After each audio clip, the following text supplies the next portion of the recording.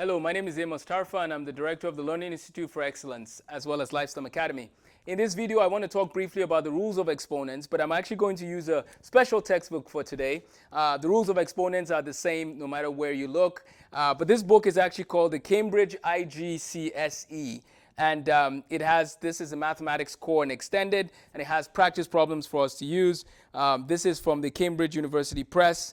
We visited Cambridge University, as some of you know, last year. It was a wonderful time just learning more about Oxford, Cambridge, and Edinburgh. So in this video, we're going to take a few problems and work through them to get us comfortable with understanding rules of exponents. On my channel, Lifestem Academics, I'll have more examples, and I actually have some videos I made long ago on just the rules of exponents. So the rules of exponents is the focus next week.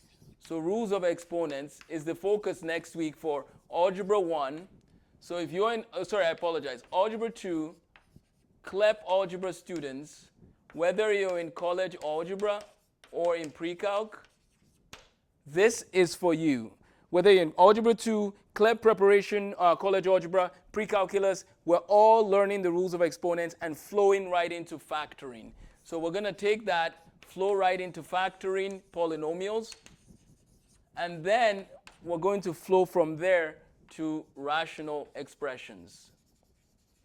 Okay, this is going to be straightforward with the goal of getting you ready for the CLEP test. I apologize, this was tiny, so let's just clean that off.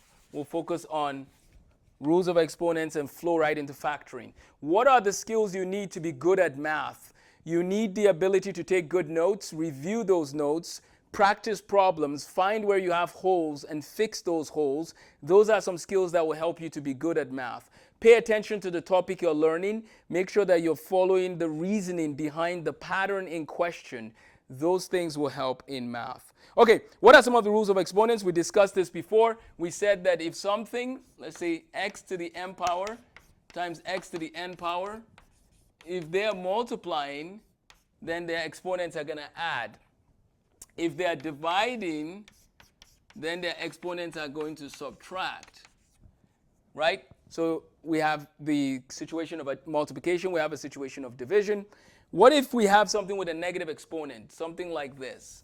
What if someone says p to the negative 2 power, or to the second power there with a negative integer?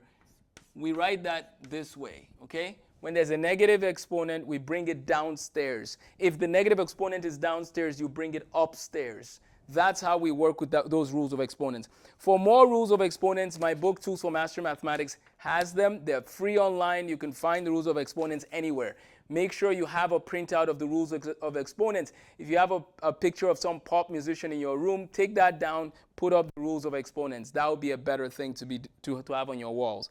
Okay, except if you have Bible verses, then that's different. Okay, so let's look at a few examples now of practical problems. What do we do with a situation like someone comes up to us and says, what is 7 to the third times 7 to the fourth? You add the powers, and you get 7 to the 7th, right? So you add the powers. Okay. I'll try and move from left to right in the future, but let me go ahead and get these ready for you. Let's do a few more examples of the rules of exponents. What if we have a situation where somebody has x to the 4th power times y to the 5th power times x to the 6th power divided by y to the 7th power? Well, first of all, we move the x's next to one another, and the y's we'll deal with. And we could do multiple steps at a time, but let's just move the x's next to one another. This will become x to the 10th, and the y comes down, or actually you bring this y up, which becomes that. This is a 5. And so it's x to the 10 times y to the negative 2, which is x to the 10 divided by y squared. Let's talk about what happened here. So the y to the 7th in the denominator, the rule says if you have a division going on, you bring the thing from the denominator to the top. So I brought it to the top. That's why I brought the 7 to the top. 5 minus 7 is negative 2. right? You have to know your integer arithmetic in order to do the rules of exponents. See how math builds on itself? You need to have an understanding of arithmetic. Then you have an understanding of integers. Then you have an understanding of the rules of exponents. So always ask yourself in math, what are the fundamental skills that I need from the prior concept in question, from the concept in question? What are the skills I need to build this house? Think of every math problem like you're building. And sometimes you need a hammer, sometimes you need this, sometimes you need that. Now, I don't build houses. I just have friends who are very good at it and do it for their jobs. But I'm just saying I know you need those tools, right? And so build from the foundation. Do you know how to add, subtract, multiply, and divide? Yes. Do you know how to work with integers? Yes. Then you work on the rules of exponents. This is just a quick review of some examples with the rules of exponents. We're going to talk about the rules of radicals later on because there's some connections between exponents and radicals. So we'll get our rules of exponents solid next week. We'll get our factoring. Hopefully by Thursday, we'll start doing more factoring. And then we'll flow right into rational expressions and radicals before we wrap up with quadratics. And then we dive into functions. After doing those chapters or those pieces of lessons, you should be able to tackle the CLEB college algebra more and more. While you're working through the rules of exponents and factoring, please keep doing a little bit of the college algebra CLEB on the side. So we do those problems on the side, and our goal, hopefully, is to CLEB the college algebra, focus on the pre-calculus class.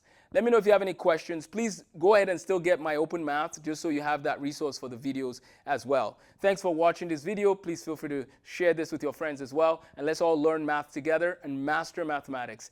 Take care, and have a blessed day.